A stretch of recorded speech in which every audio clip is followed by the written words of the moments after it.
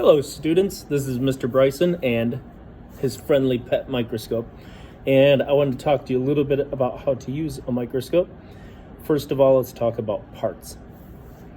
There's a light source down here. You want light to shine up through a hole that is in this black piece of metal called the stage. I will show you that hole really fast. So you can see the light shining through there. It's very well illuminated. That makes it so it's really easy to see the specimen on a slide. Most of these are going to be little tiny creatures or structures. Shining a good amount of light through them just gives you a better view.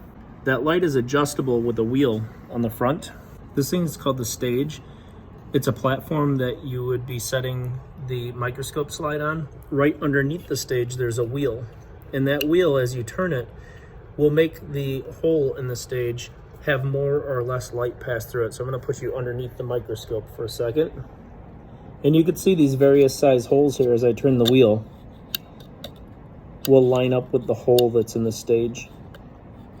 So those different size holes are called the diaphragm, and they change the amount of light that passes through the stage. So here I'm going to show you the hole in the stage. I'm going to turn the wheel, and you can see there's way less light now. And I could keep turning this until we get to a high setting again. There we go. That's all the way bright. So far we have the stage. That's what you rest your slide on. You've got this adjustment wheel on the front that changes the size of the diaphragm. And you've got your light source down at the bottom here. Let's talk about using the microscope. The microscope has 3 different lenses. They're little barrels up here that are adjustable. The shortest one is called the low power objective. And then you have a medium power objective. And then the longest one is called the high power objective. So low power is always where you should start when you're using a microscope, because it gives you a really wide view of things. As you bump up the power level, you can see a skinnier and skinnier area. It gets more difficult to find things. I'll try to give you a good view of that on the video.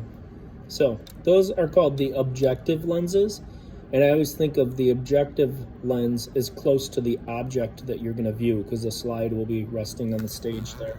So in the lab you'll do today, one of the things you're going to view is a slide of the letter E. This was just cut out of a piece of newspaper, and I'm going to put it up on the stage here in such a way that if I were reading the newspaper, the letter would seem right side up to me.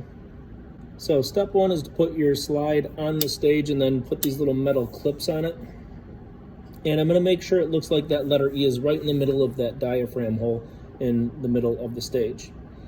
Step number 2, I want to make sure I'm on low power, because remember, that allows me to see the most. Now there are 2 adjustment knobs in the microscope. The big wheel is called the coarse adjustment. The little wheel is called the fine adjustment. I always want to use the coarse adjustment first. Watch what happens up here when I use the coarse adjustment. The stage moves up and down a lot, and then switch to the fine adjustment to get things in really sharp focus. So the coarse adjustment, it's going to allow me to view this object if I turn this up and down. And I've got it pretty good now. Now I'm going to switch to the fine adjustment if anything seems a little bit blurry. If you're working with a partner on a microscope, a lot of times as you switch from one partner to another, it may look a little blurry to you because your eye has a different shape. So if you use fine adjustment, you should be able to bring it back into focus. Always use coarse adjustment first when you first put a slide down. I'm going to try to give you a view of what I'm seeing now. So remember, when I said I put the E on the microscope stage, I said that it was right side up as if I were reading the newspaper. So at the end of my pointer, you'll see what I'm talking about here.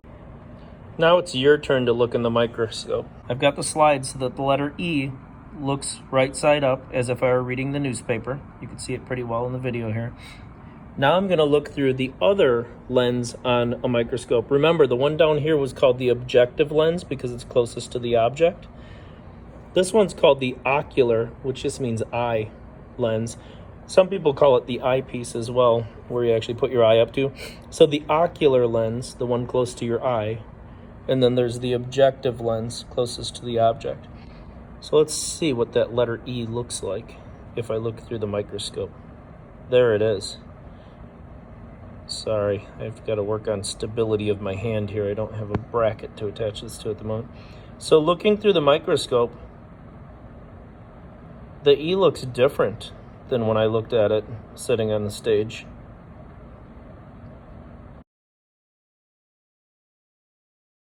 There's some questions in your lab packet about what might look different when I look at the letter E through the microscope versus when I look at the letter E as it appears on the slide here. So that's how it looks when I look on the slide. When I look through the microscope, it looks really different. Ignore the black line at the bottom, that's just the pointer. You're really focusing on what the letter E looks like on low power. Okay, now I'm gonna bump this object up to medium power. I do this by rotating the objective lens to medium power. And again, when I focus, I'm going to try to use the coarse adjustment first, but I'm going to be turning it very, very small amounts with a lot of control. This is what the letter E looks like on medium power.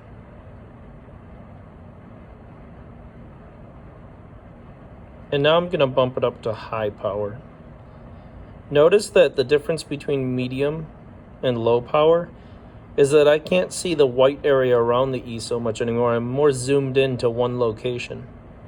And you're going to see that field of view, it's called, that total white circle, is going to continue to shrink as I bump up to high power. I'm going to switch my objective lens now to high power. And when I focus the microscope, I'm going to use the coarse adjustment again. Just real little bit of turn to that wheel. And then I'll switch to the fine adjustment if things seem like they're a little tiny bit out of focus. And here's the view on high power.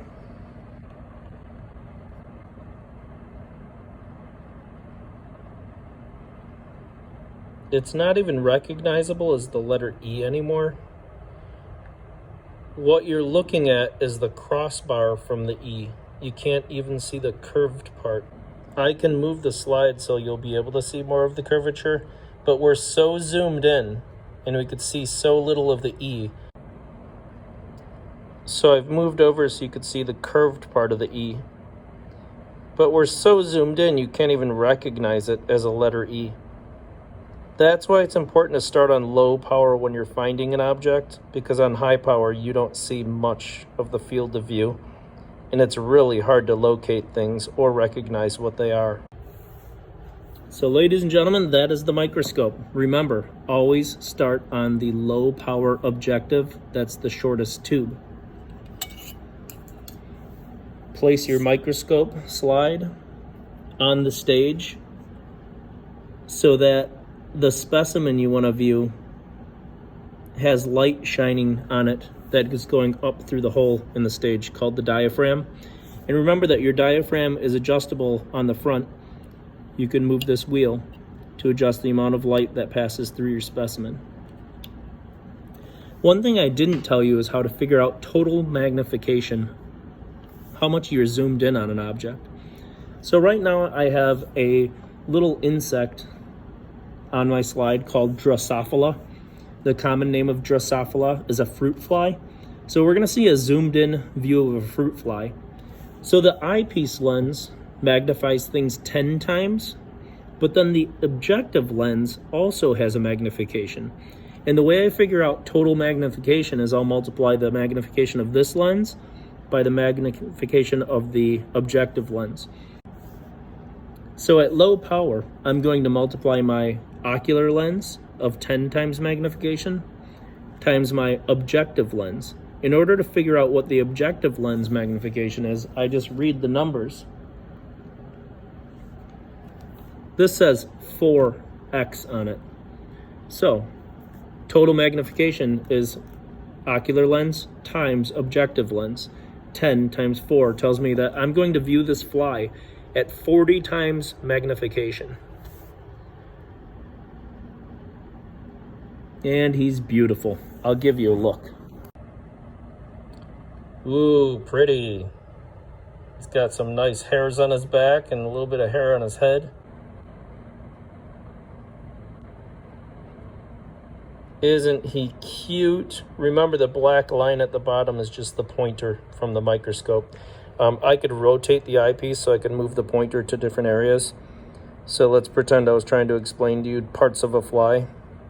I might rotate this pointer to point out like, oh, this is the shoulder of the fly.